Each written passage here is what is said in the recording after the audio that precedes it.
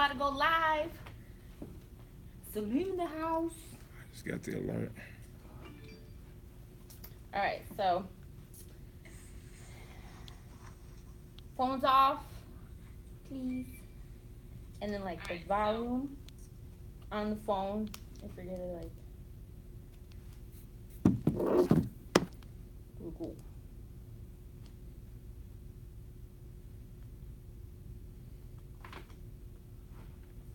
Let's say hi to everybody. Kunta Kinte's in the building. What? Let's see.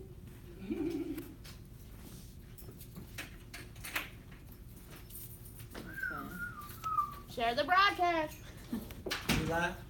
Yes. 4 minutes. Yeah, somebody said we're here for 4 minutes. Ha ha ha ha. Where's my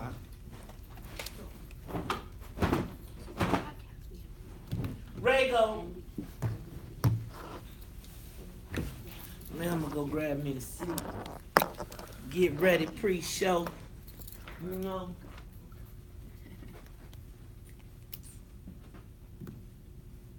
I'll be ready. Like, You need anything? You good? get your, I got some coffee over there. you bring up make coffee and his laptop. Mm-hmm. Oh, you have a help with the baby. And it's not. Y'all know I think I'm gonna buy me a gold chain. I Laptop. feel sometimes. Why not? Why not? Know what I'm saying? Ah, thank you, Rago, baby. I'm about to spend that money. Alright, phone off, yeah. Y'all ready? Yes. You know what? I You do need not anything? have a. Thank you. Where's my iPad? It's Was okay. oh, it's on the floor. Okay. All right. Y'all ready?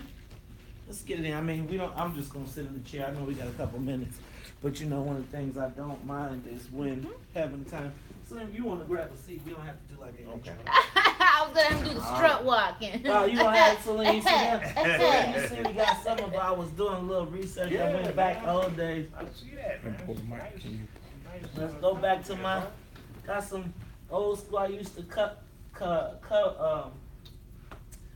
watch the source all the time, read the source all the time. Jay-Z, man, I think I got the very first double XL cover. Look at that. That is So Ray The- used to write for them. the very first double XL cover right there. Oh, man.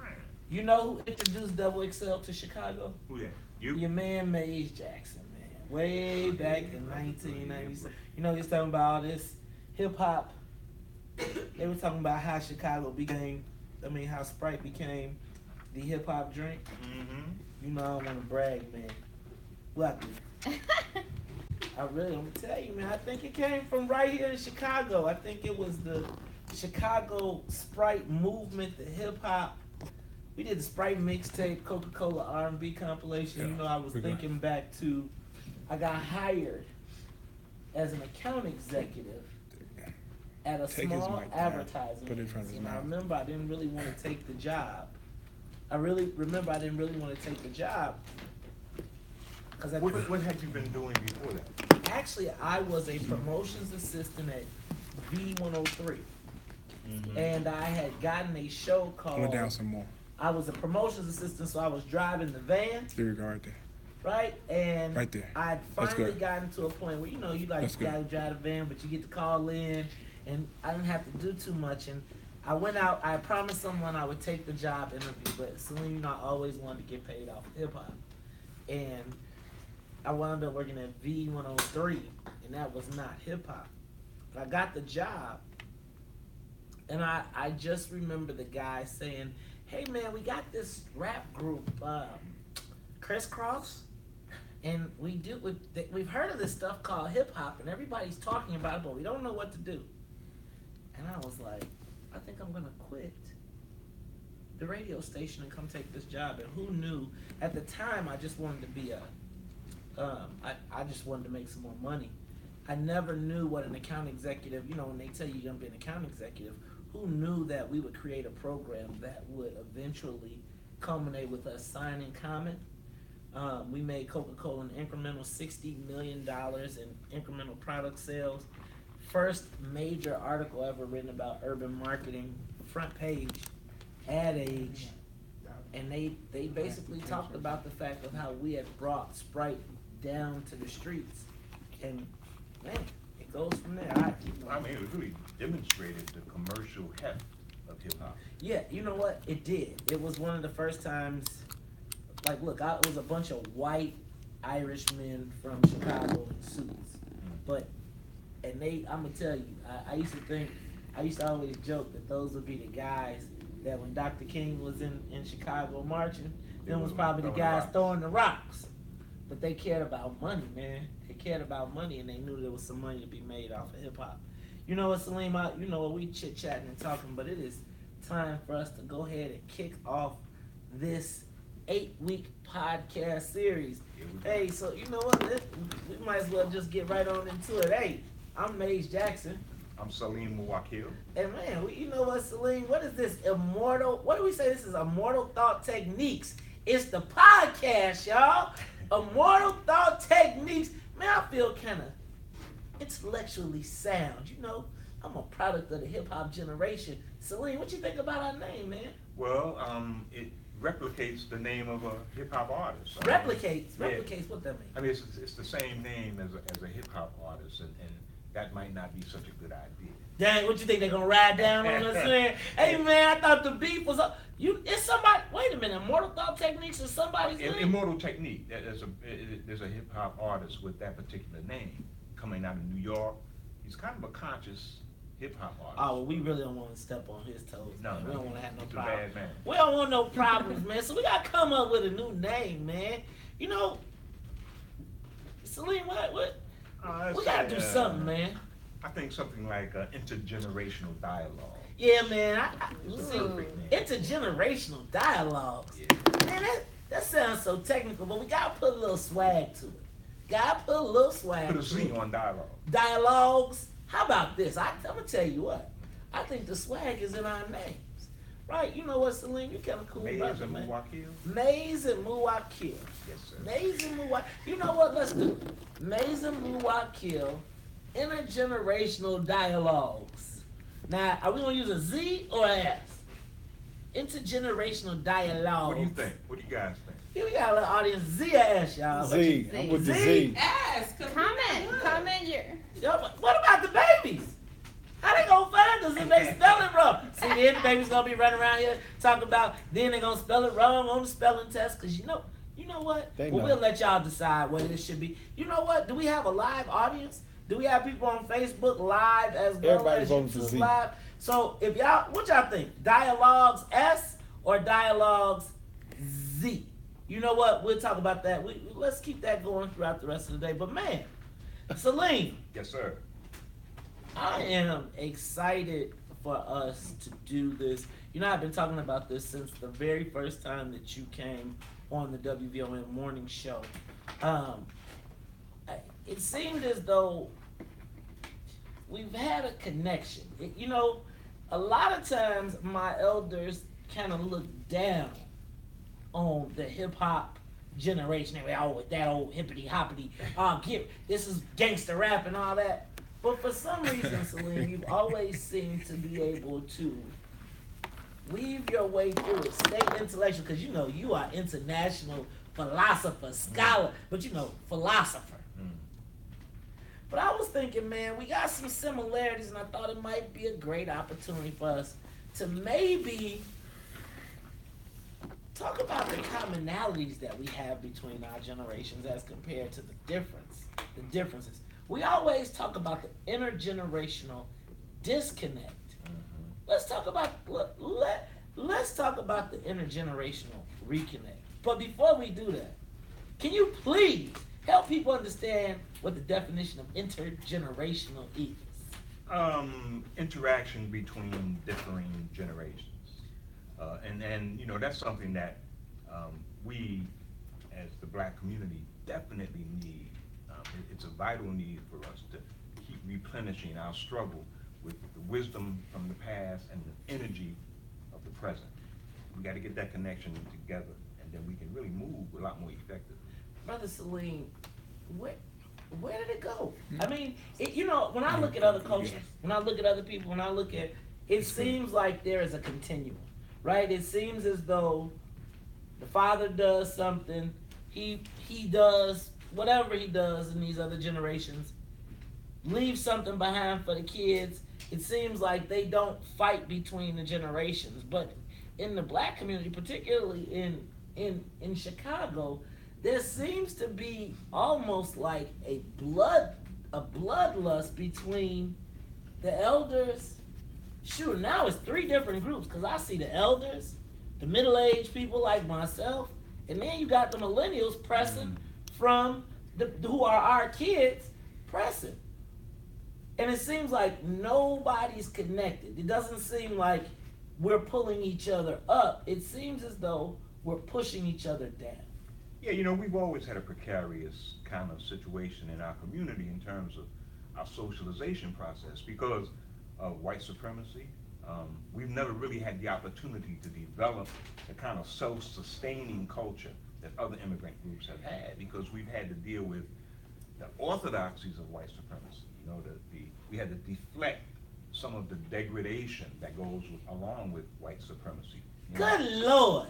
I mean, you know, I mean to tell you that in that sentence, you got how many monosyllabic, what is it, polysyllabic words? Jesus. Somebody get me a dictionary. You know what, hold on, let me get me a dictionary, hold on. You keep talking, but I'm going to give me a dictionary while you do this. Hold on, you keep on talking, brother. No, I mean, it is important for us to get the kind of cultural capital that we need to develop ourselves. And that's difficult to do when you are on the edge of survival. Yeah. You know, and for most of our history, we've been on the edge of survival. And so it's difficult to accumulate the kind of behavioral habits and whatnot when you have to continuously deal with survival issues. That's right.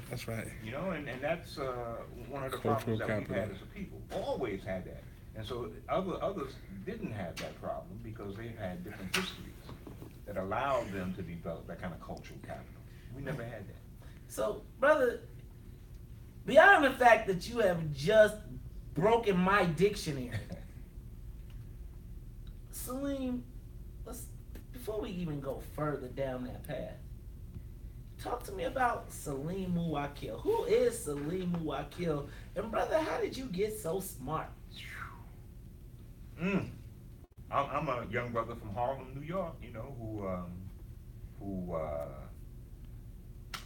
was lucky to have a family that was serious, a mother who invested in me, who took me places, exposed me to a lot of things in the world so that I didn't feel uncomfortable, you know. And I was a product of Harlem. I was there. We're not gonna hold that against you, man. You know you're in the shy. We count you as a Chicago. Well, I'm probably an honorary Chicagoan by now. I came here in '73. Okay, shoot, that's only 2 years after I was born. Okay, so I'm honorary then. I'm honorary. But yeah, man, I grew up in Harlem. I moved to Jersey when I was a teenager. The suburbs, much like that whole Bolingbrook experience. Bolingbrook, go up. So I had that suburban kind of thing as well. Then I went into the service. Well, I was there when the first long hot summer riot, when that exploded in Harlem in '64. I was there. My cousin got shot, so I had that. Shot doing what? He was just walking down the street. He was involved in, well, actually, he was trying to get some shoes from one of the stores in Harlem, and the police shot him. I thought a brother shot. The police shot him. Yeah, police shot him. This was during the disturbances during the Harlem riots. Okay. And so that you know, that was a pretty traumatic experience for our family. After that, I went into the service, kind of to jump out of that urban environment. And I jumped out of the frying pan into the fire. So now what branch? Air Force. Okay. But it was during the Vietnam conflict. Wait, you signed up for the war during the Vietnam? What was on your bird, brother? Hey, you know, life was rough for brothers in urban America. It was that rough that you was willing to go to Vietnam? I didn't know. I didn't know that the Vietnam conflict was heating up during that period. You know, so anyway, I went to service. I had some nice experiences there. I learned a lot about America's oppression of third world countries. I did a little traveling in the East. Most of my time was spent in Germany. Okay. But I did a little TDY, temporary duty travel in Thailand, where I found that many of the enemies of the U.S., like the Khmer Rouge and the Viet Cong, were actually allies of Black Americans. They looked at us as if we were just automatically a part of their group, whereas we could go to places in Thailand, for example, in Bangkok, where white servicemen couldn't go. What? Black Reverse discrimination. Yeah, black servicemen were absolutely welcome in these places. Me like you long time. There you go. That's the places you got to go. Huh? No, but I understood that there was a fraternity. There was a fraternity between. I saw the movie, man. Between military. Mississippi Black Snake. I saw it.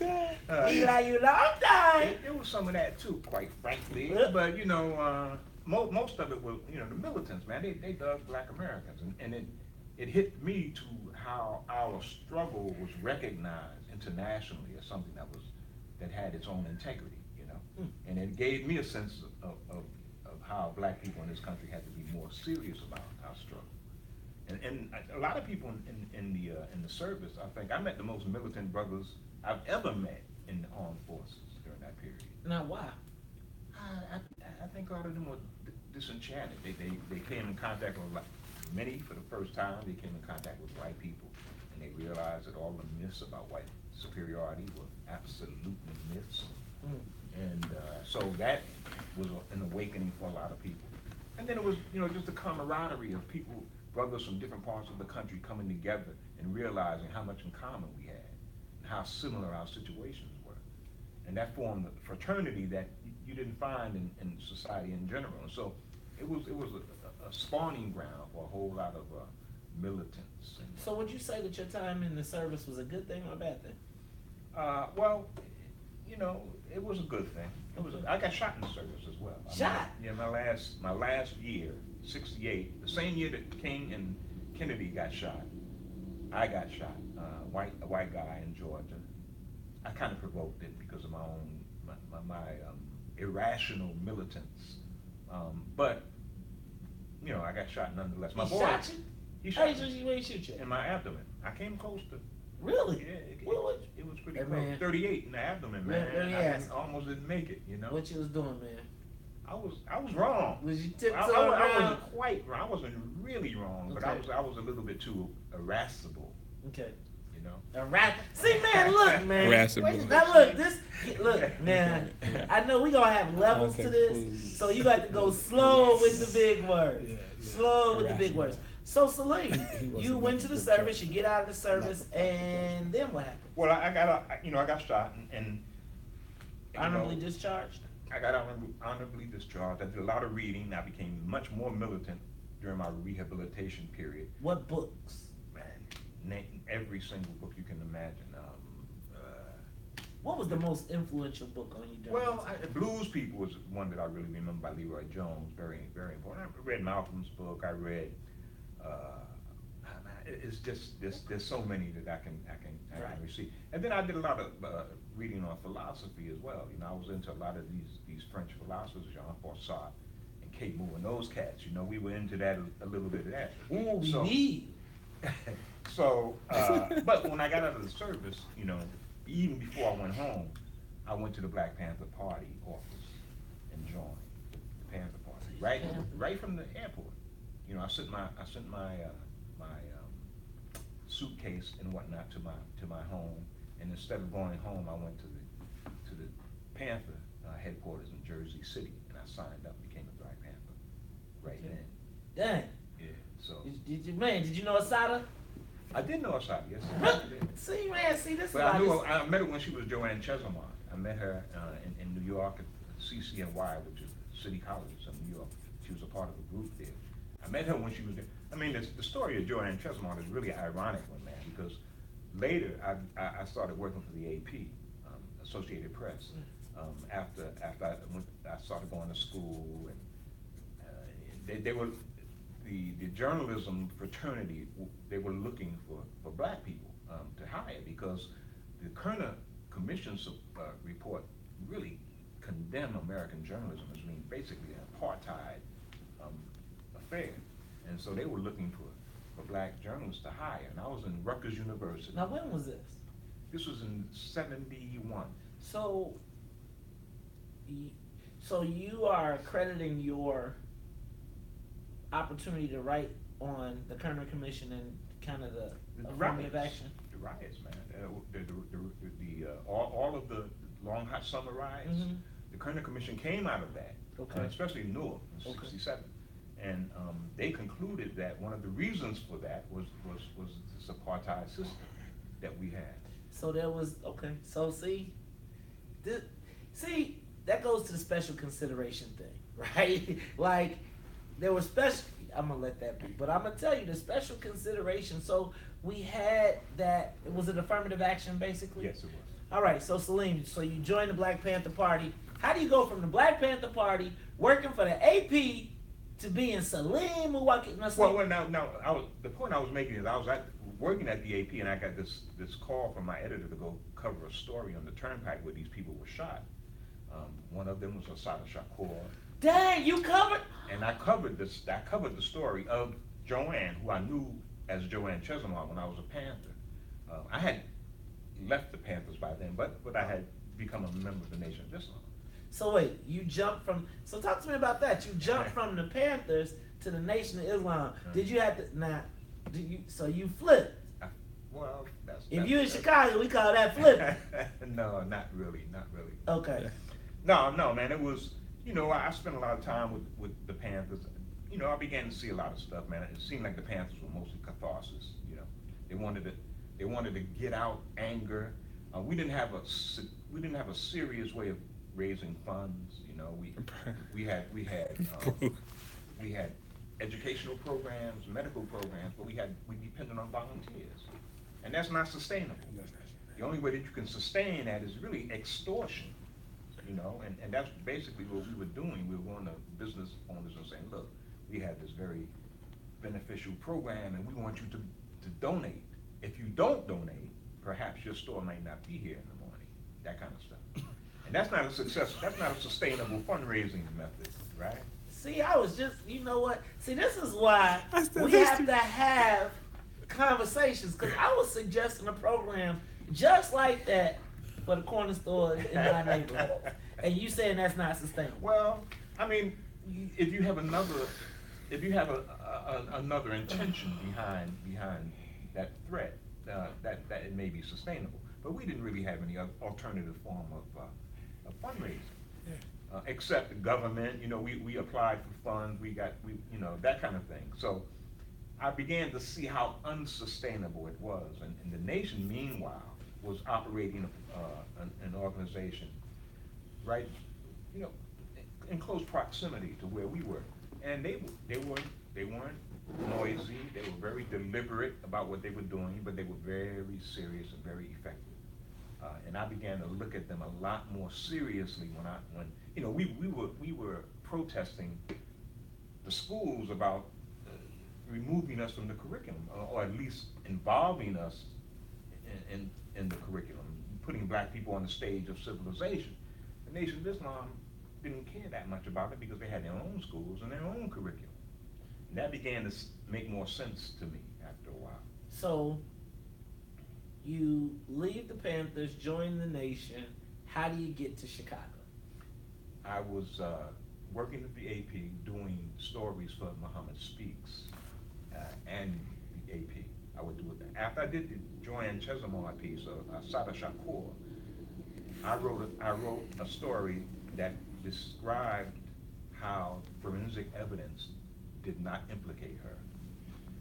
My editor did not include that in my story. I became very disenchanted with mainstream coverage of black affairs, and so I began to do stringing or stories reporting for Muhammad Speaks, which at the time was the largest black independent newspaper in the country, about 1 million circulation, amazing circulation.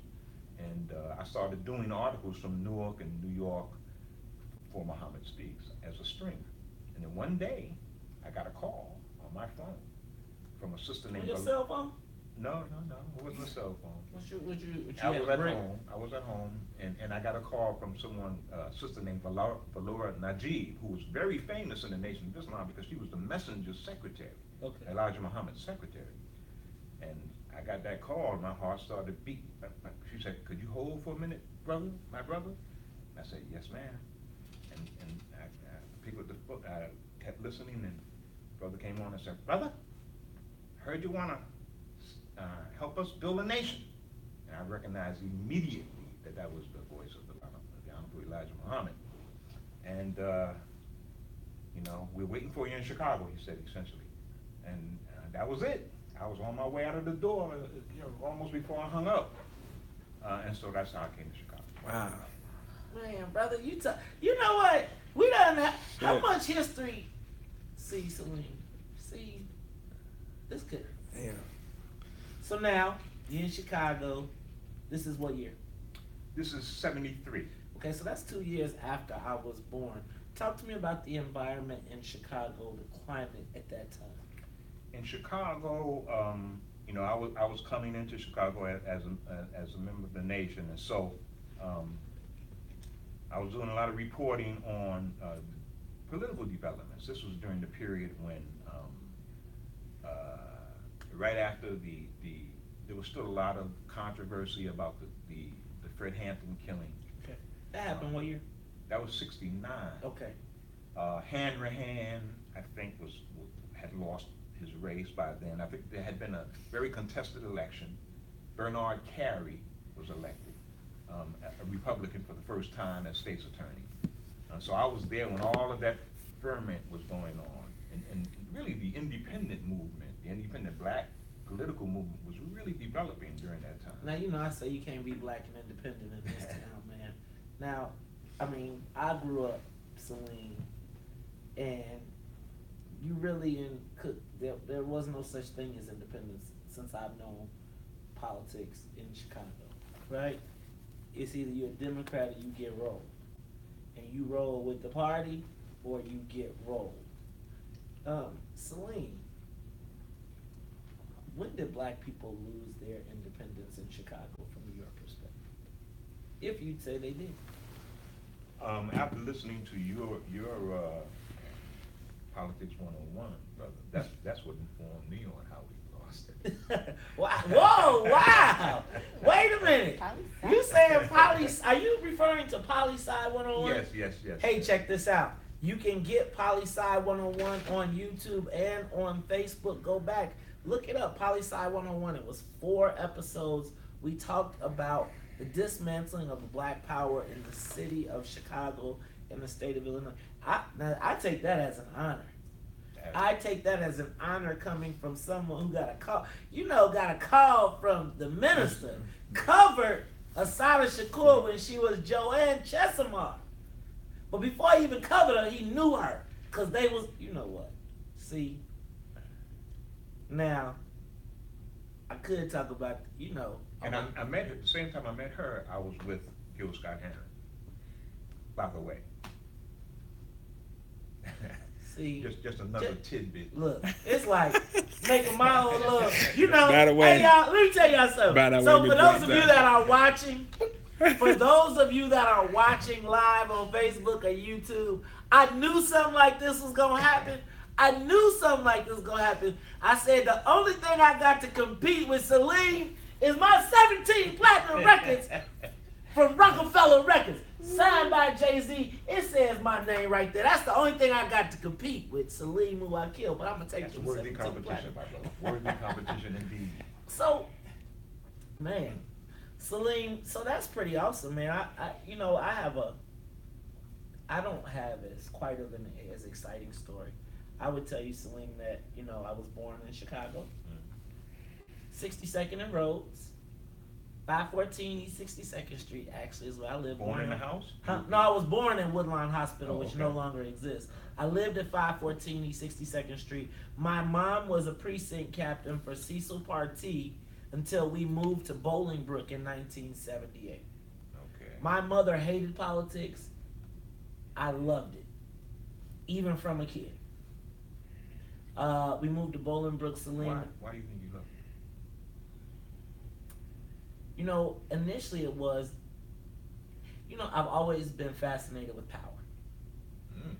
Power, and I've always seen that politicians, there's money, power, and then there's money, and then there's power.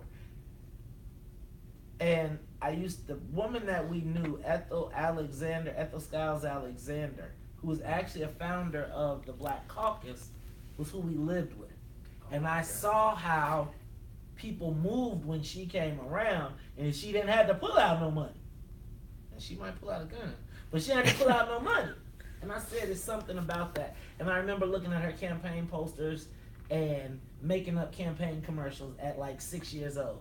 At the Skiles Alexander, because sooner or later you need it. I just remember it, and it stuck with me. In Saline, probably in 4th grade, they identified me. I moved to Bolingbrook. At that time, there might have been like 10 black families out there. Were you an advanced student? Yes, I was identified early as a gifted student. They called it challenge at the time. And I was in 5th grade. They took me out of the regular classes and put me in a class with all of these people that were identified as advanced. I was the only black, so I was then separated away from the black kids, and I was the only black kid in my class.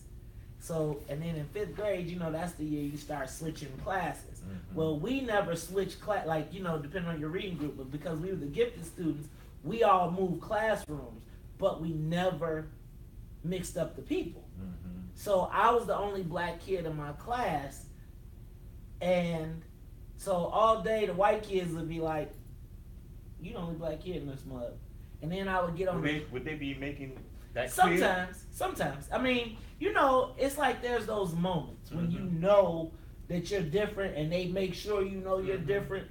Like when you bring something to lunch, and they bring something to lunch, or when you talk about what you do on the weekend. And I just remember always feeling just not all the way apart. I had a great teacher, Miss Higginbotham, who I credit with my exploration and saying you could be it. But then I would go on the playground. Yeah, Caucasian. She was like, Mason, you can be someone, right? So it's always like I'm always torn when I start talking about white people, because there were white people along the way who were helpful to me and who said that kid's got something special. But Salim, I remember hitting the playground, and all the black kids be on the playground, they'd be like, Oreo, because I was always with all the white kids, but we didn't know the difference. So I was in honors classes all the way to my junior year, and that kind of was happening, and I finally just said, I don't want to do any more honors classes. I was a year, I could have... Did you reject honors classes because of the social ostracism? Yes. Yeah. I did not want to be smart anymore. I just wanted to be with the black kids, and I wanted to go hang out. And so in my junior year, I just dropped out of all honors classes, and I can't tell you it was a bad thing. I really can't, because I feel like it allowed me to kind of explore. Mm-hmm. But I'll never forget, man. I saw this video. Never forget. Teenage Love. Slick Rick. Big dookie chain, got the girl, the clothes, and I'm saying, man, what is that? Because that is what I want to do with my life. And I said, and it was hip hop. Now I had heard, you know, Curtis Blow, all that stuff, but that was the first time I was like, dang, you know. And so I always said I wanted to get paid off of hip hop. So got a 4-year academic scholarship to the University of Illinois. But also had some entrepreneurial pursuits down there that did not bode well for my college education. So eventually I wound up dropping out of school, but I wanted to get paid off of hip hop. The only thing I could think of is I wanted to get paid off hip hop. Tried to be a rapper, no skills. Tried to be a DJ. What did you major in, by the way? History. I wanted to go to law school. And I would tell you a little secret. If I had my druthers right now, I'd go back to school and go and finish and go to law school. Because I feel like, but I have the secondary opportunity with the morning show because I can argue all day and debate my points. But I always wanted to get paid off hip hop, man. So I tried to be a rapper, DJ, poet, you name it, and then I wound up doing promotions. I threw a concert at the University of Illinois with Keith Murray, Redman, Illinois Scratch, right? Wow. Back in, what was that, 1995? Most beautiful thing in the world. Most, Beautiful man, thing in this world. we might have to do that at the end. Y'all mythological niggas is comical, the astronomical is coming through like the flu bomb at you. Boy, Keith And I'm Murray coming was in talking through about wordsmith, with your boy. fugical, mystical, magical. You know how I do. My word attack skills and vocabulary. Y'all don't want me to do that. Don't want me to do that because Keith Murray is my favorite rapper. But Salim, I was doing the concert and we were all excited and got $13,000 from some of the guys on the street to pay for the concert. And guess what? Nobody showed up. And guess who did show up? The guys who we got the money from. They was in the front row. So we all politely made it out the back door. But eventually we paid that off, but I knew that I found something that I wanted to do. And so from there, Salim, I did a bunch of odd jobs. I worked at Burger King, McDonald's, and eventually at Wall Street Deli. Eventually I got a job working at V103 where I was at Wall Street Deli making $40,000 a year. I took a pay cut to make $18,000 just so I could get in the radio because I thought that I would get an opportunity to work at 106 Jams, which was also a partner at V103. And so when I was finally getting my transfer, guess what? They shut it all down. Meantime, I had become a personality on the radio station. I was driving a promotions van, and I get a call. I was giving away pop and products to people. And I called Coca-Cola and said, hey, you know, I got this thing that we do, and we need some free Coca-Cola to give people at the stops. And the guy says, hey, man, you know something about this hip-hop? That's when you ran into the crisscross. Well, actually, I didn't run into crisscross. What happened was I go to take this interview, and I'm kind of like, man, I don't want to be at this. I go to this little dumpy office. You know, Coca-Cola, you don't really understand all the stuff that happens with Coke and the money that they spend and their budgets. So, Salim, I get to the interview, and I'm kind of like, I'm blowing it off until he says, and yeah, we got this group, Crisscross, we signed them, and there's this thing called hip-hop, and we want to get paid about it. Did you say hip-hop? Did you say get paid? So Salim, I left the radio station, went to become the director of urban marketing at this small advertising agency, Montgomery, Zuckerman, and Davis, which actually represented the Coca-Cola bottling company of Chicago, Wisconsin, and Indiana. And they gave me the budget. And they said, hey, figure out how you get paid off of hip-hop. So the first thing I did, I signed Common. The next thing I did, I gave away 2,000. I hired a street team. So when you signed Common, was he reluctant at first to get No, man. Okay. Come on, man. This is 1999. Okay, This okay. is Common in the kufi and coffee. Common with the daishikis, right? I mean, this fool came in. like Common in the Shy, like Right. the party players in the Shy. Right. This is Common when Erica was still all in his head, right? He was wearing yarn pants. He was looking in Erica's eyes. Right. Turn Do them not, back. but can I tell you Look at something? Erica's You eyes. ever seen Erica in person? I know, man. Lord have mercy. Don't look at it. Don't look Erica I know. Badu in the eyes. Hey, can I tell you? Did you know I actually recorded a song with Erica Badu in the shower? Get out of here, Yeah, man. that's the story we'll tell about Yeah, one you day gotta tell at the us House about of that Blues. One of the great times. Look, brother, I was like, what? Yup. Hey man, House of Blues. Common was in the other room too. We'll talk about that one day on another time. So Salim, I get the job. I sign Common. Common is like, man, $20,000. I gotta show up 3 times, take some pictures, and I get some billboards. Oh yeah, I'm all about that. Sign Common. We hire local promoters and street team people Chicago had a growing hip hop industry, and all I did was try to plug with everybody. Eventually, we helped Coca-Cola make $60 million in incremental sales. At the same time, so as soon as that happened, they wrote an article in Advertising Age. That article went viral around the world.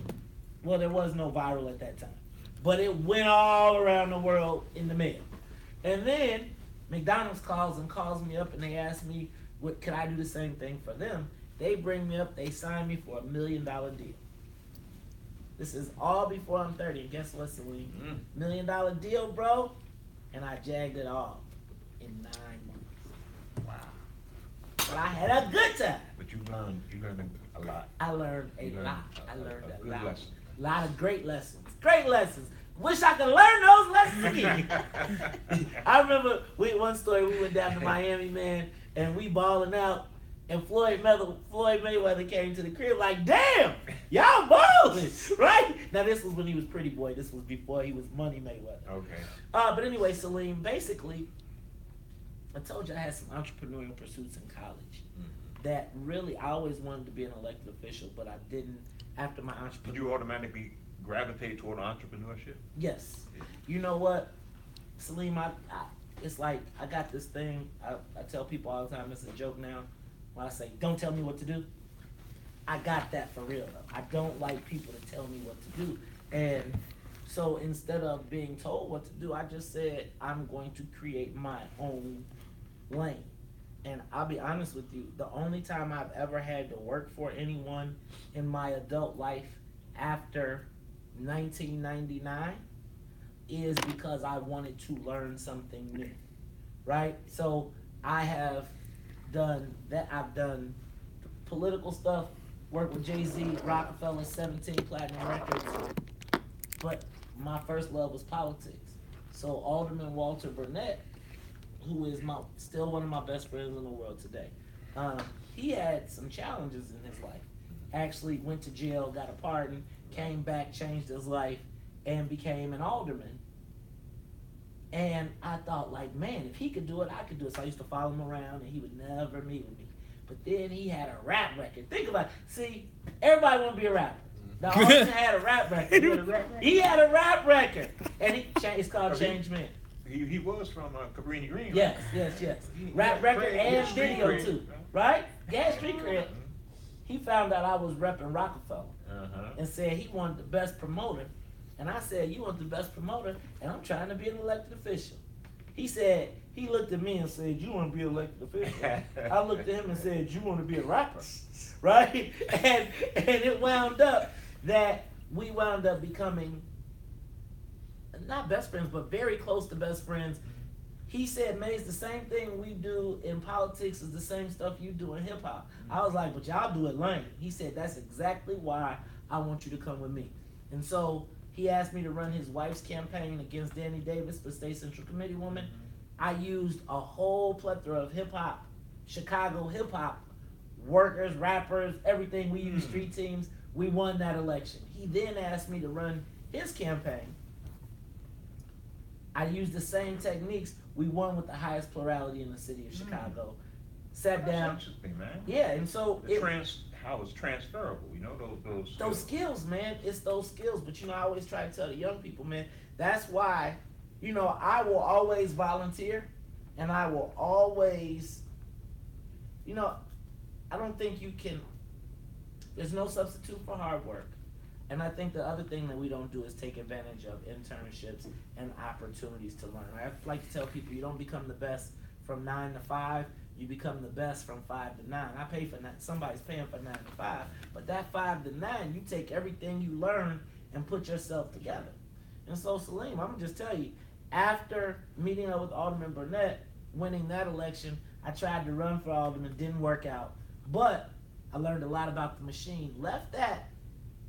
Ran the campaign of the alderman who won, which did. So while you were involved with hip hop, you still had that desire for politics? Man, that desire for hip hop ruled. My desire for politics outshined my hip hop. And the second that I had an opportunity to do politics, hip hop was. I still listened, but it was definitely to the back. Salim, the thing about politics is like, it's almost like being a rapper in a battle, right?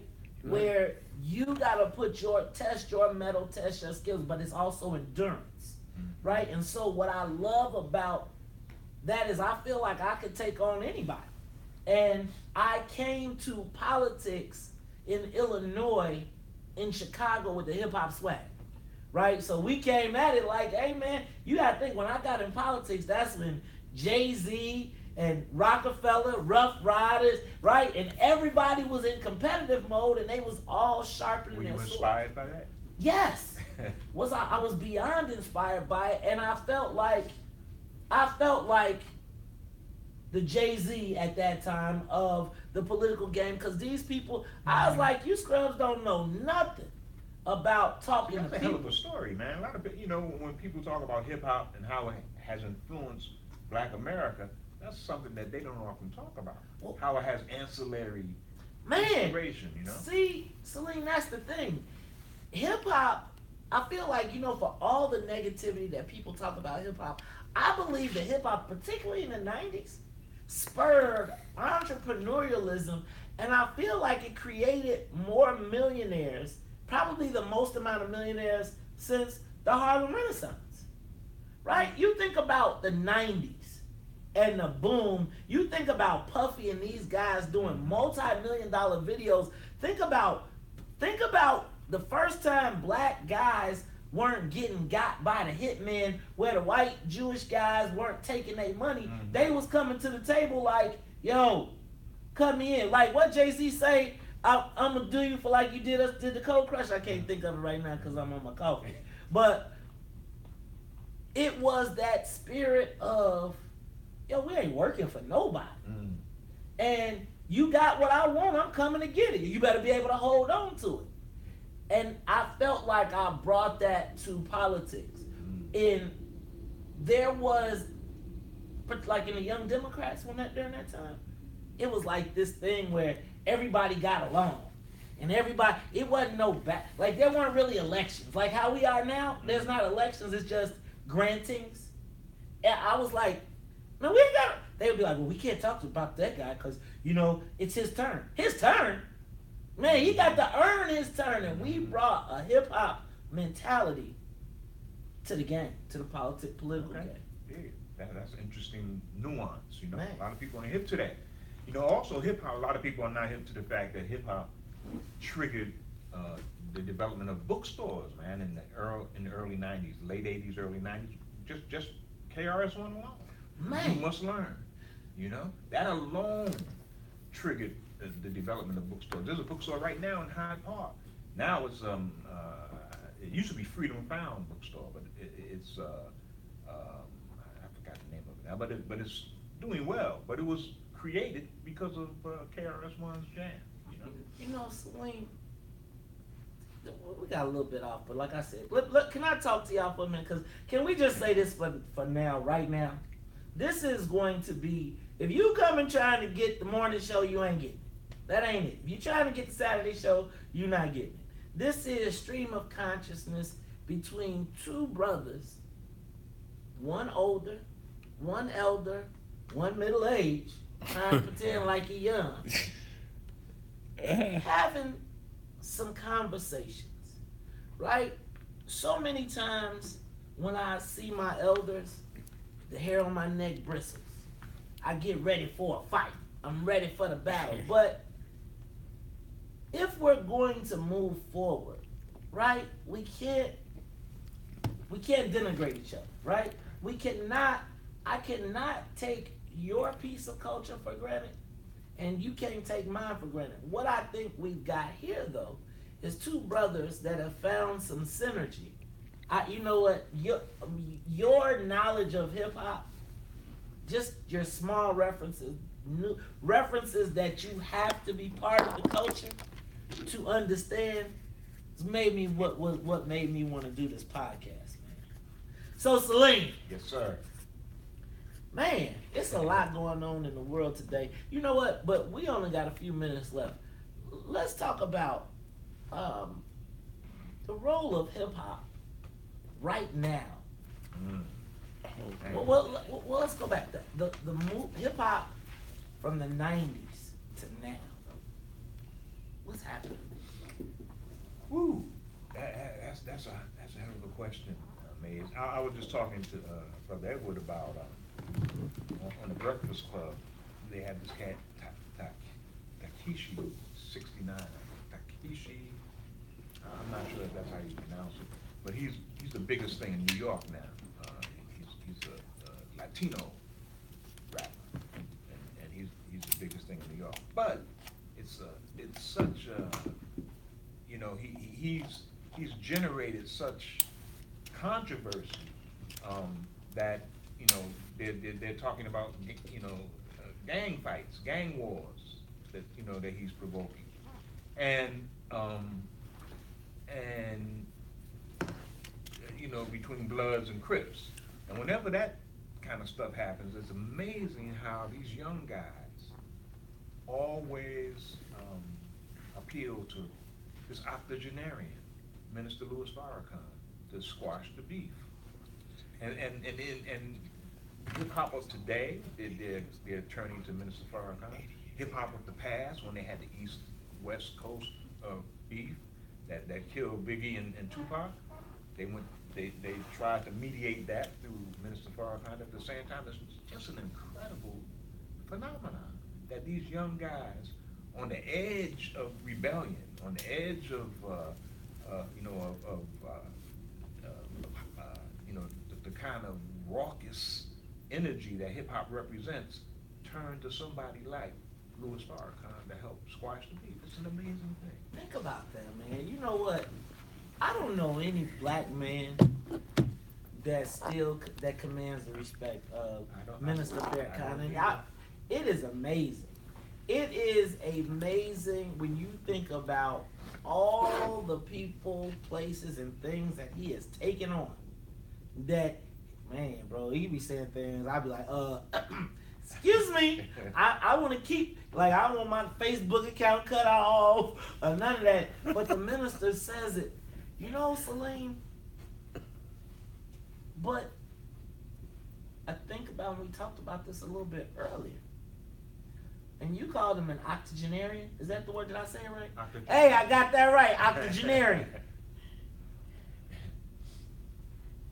What does it say that the most credible black man to black people is an octogenarian? Yeah. Where does that leave us? Yeah, we were talking about that earlier. You know, what happens if Minister Farrakhan goes? The fear of no Farrakhan. You know, what happens then? Who takes over that position of this you know, revered elder who everyone respects? We're not producing those kind of folks anymore. So I'm gonna make y'all. I know y'all gonna hate on me, right? I know y'all gonna hate on me. I know y'all are. But I'm gonna tell y'all, man. You know who I think could take that spot? Who's that? Y'all gonna hate. Y'all gonna hate on me. All y'all gonna hate on me. But the big homie, man. The big homie, Jay-Z. You laugh. Okay, laugh now. No, I understand. Laugh now. I understand. Who can end your career with words? Yeah, true. Right? He tried to end Nas's career. Nas and not Ether, brother. Ether. Everybody always want to bring up Ether. Look, he had one song. One damn song, and everybody always want to bring up Ether. Ether and Jay-Z. He did. He did. He made Ether. He got one off. Yeah, but then, hey, but remember when Jay hit him with the baby seat? Look, Jay was like, oh. Jay said, I was laughing about that. I listened to that on the Breakfast Club the other day, and Jay was like, man, they was like, yeah, let's do it. We don't care. And they was like, oh, yeah, maybe we should have did that. But, okay, so, I mean, I'm going to give you, everybody gets stolen on. Once everybody get a lick off, he can't, Nas got a lick off. Yeah, but I don't know, and I can't speak for your generation, but for my generation, who got more respect than Jay-Z? Right. You might not like him, right, but like all the rap beefers, they gonna shut down if he call and say, hey, the big homie want y'all to come in and sit down. Who's not coming? There's nobody that's not coming. If the big homie call you and say, You warring with the Bloods and the Crips, and Jay say, "Hey yo, I'm sending the jet to you in L.A. I'm sending the jet. I need y'all to come." I think we are seeing right now with Jay-Z and with Puffy even. I can't give Puffy as much, but Jay-Z even. Puffy's trying. Puffy's trying, but you know that brother love stuff be wearing me out. And after I saw that Fabulous interview, I got on drink chance. I got a little issue. Diddy, man, come on, man, you can't be calling dudes daddy, Diddy. What's up with that? Anyway, I'm gonna tell you, man. I think that we are looking at 10 seconds. 10 minutes. Oh, I was like, damn, I only got 10 seconds. Like, boy, what the fuck we got? I'm gonna tell you all. I know people will laugh at me right now. I'm sure social media is going crazy. But after you get out your feelings and you think about who would the people that are acting rowdy listen to, who is the most respected OG right now? Nas can't call nobody up and people be like, yo, I gotta stand down. People. Birdman. Man, you have. I'm not gonna say it. Look, man, because you know, baby be acting crazy. She might get a copy of this, but nah. I don't know. Birdman, no. Okay. You think Birdman? I think Birdman. See, nah, man, he got pictures with the little boys. You know, you can't be Look, Birdman, Mouth Kiss, Lil Wayne. Yeah, no. He can't. Okay. Brothers ain't honoring that. Okay. Second, he trying to tell somebody something. Somebody, you know how they do social media. Every time I say, y'all should vote for somebody. Here they go with the wrong picture. Duh. That's not what you said last year. You know, you took a picture. You kissed the boy on the mouth. And you got a picture with the shorty in the shower with the towel. Talib Kweli. I'm not listening to Talib Kweli. Talib Kweli ain't.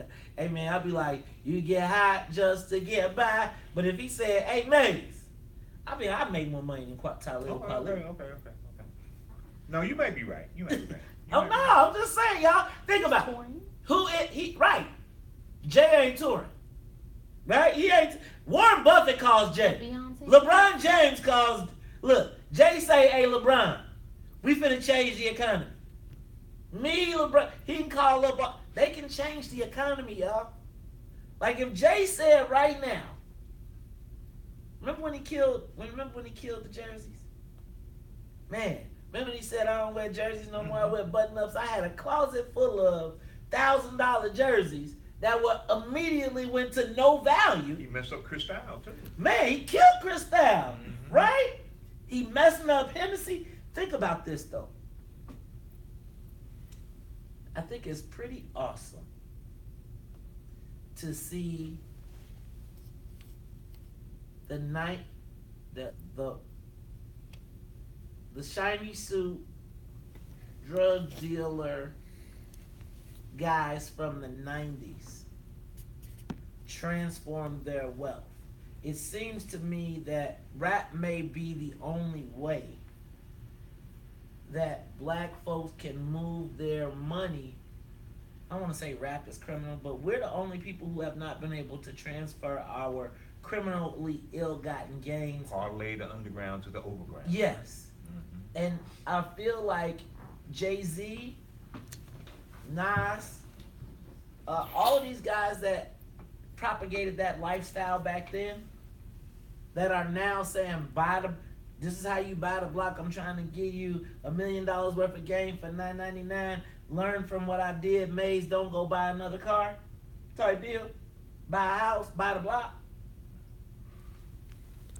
I see how many brothers you see running around here now talking about, hey man, I was calling the Cook County Land Bank because I'm trying to get me a building. More than they used to be. No doubt. Celine. I'm just saying. Yeah, no, I think you're right. America, I think you're right. I'm wondering. But I think it's part of this whole woke movement that I think you exemplified too with the "What's in it for the Black People" slogan. That a lot of black people are beginning to recognize that if we don't change our mindset, we're just going to be walking around in circles forever. So we have to make a move in another direction. I feel like the Israelites, man, like we just steady in the desert. I feel like it's only a few miles away, but we're in the desert. Celine, man, Dad, you just said something that I wanted to jump on, but you know my short term goes away. What was the last thing you just said? In circles, we're wandering in circles. I lost it, y'all. But I'm gonna tell you. See, I think that what is happening. What? Oh, check. Oh, my cards. Where did my cards go? I'm sorry. What did I do with the cards? Oh, we do have questions. What did I do with them, guys? Check under your leg. Right there, right there. Oh, there they go. All right, we got some questions and some comments. So first of all, thank you to everybody that is tuning in, watching in. We have. What do we decide we were naming this? Maze and Muwa killed. Intergenerational dialogue. Intergenerational you had a Freudian slip there. Did you say interracial? I'm gonna let that go. Look, so check this out. Tony Spumoni said you can still be an elected official with a record. Man, let me tell you what, Tony Spumoni. I don't want to have to tell my stories in advance, but I would have to, because they would be out here telling y'all all type of stuff that I just don't need my kids to hear right now. Henry Hartsfeld says that our title should be Immortal Intellects. Celine, I think this is a good one. You should do this for next week if you get a chance. We need a book list from you, Celine. Yeah, that'd be a good from one. Alvin E. Norton. Hey, Patah said, where'd you live when you got to Chicago? Actually, the first place I lived was Robert Taylor Homes, man. What? Yes, sir. Hey, they brought you in and said, this is your crib. No. I came on my own, man. I heard the messenger's voice, brother, and I was here. So He must have had a powerful voice, bro. Wherever I could live, Taylor. and I had a partner whose parents lived in Robert Taylor Homes, and I didn't have any place to stay. I just came, and so they opened their doors for me, and I stayed there for a while. Then I moved into a whole.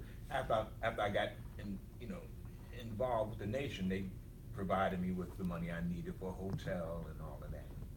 And then I stayed in the South Shore. I settled down in the South Shore. Later moved to Hyde Park. Man, Salim, I'm gonna tell you, I think this is gonna be a really fun series. I can't tell you how much I learned. Shoot, just about you tonight. That was really intriguing and exciting, and I can't wait to continue this. Hey, we got a few more minutes before we get out of here. Check us out every Thursday. We got 8-week series. We're gonna take 1 week off. I'm not sure what. So we got 3 more. We'll take a break, and then we'll come back for 4 more. Now, Celine, let me ask you, what is the most unique thing? You have been all around the world. What is the most unique thing about Black Chicago compared to the world? Oh man, whew.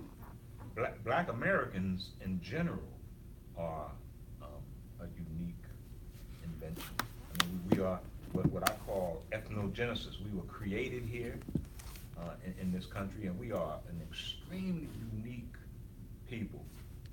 And Chicago is just one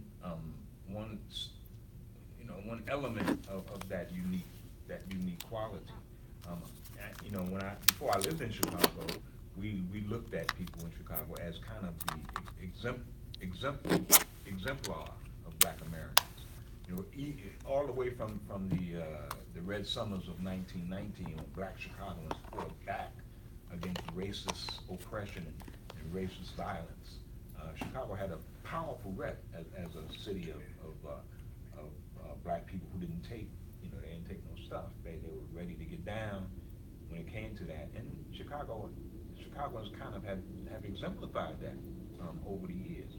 You know what? It's so crazy because it still is that way, right? Like if you go anywhere in the world and you say you from Chicago, people bow down. They be like, hey, man, Chicago. No doubt. Chicago, man. I remember that the Rockefeller people would come here and get off the plane and be like, B, look, you know how you talk that New York, B, hey, yo, B, straighten up your head, Chicago, B, because you know how they do in Chicago. You know what, when we come back, you know what, next time, Celine, I want to talk about the Nation of Islam. I want to talk about why Chicago was protected. Because we talked about why, you talked about the moles, you talked about the El Rukins keeping crack out of Chicago. Like we had the Black Panthers. We were in Black Panthers and the Nation of Islam. We were in some ways a black Mecca. That's right. Right? The most black millionaires in the world. Muhammad Ali. Nation was headquartered here. The Morris Science Temple was headquartered here when it was here. Jesse Jackson's push. It was the epicenter. And now it seems like it's the epicenter of black disenfranchisement. We're going to talk about that probably. Because, we stream of consciousness. Hey, man, next time I'm going to tell you. Now, Brother Salim, you got to forgive me when I do these things because my short-term memory is, I don't know what happened. I don't know how it got that way. Gummy bears? Yeah, you know what? You say gummy bears, I inhale. Hey!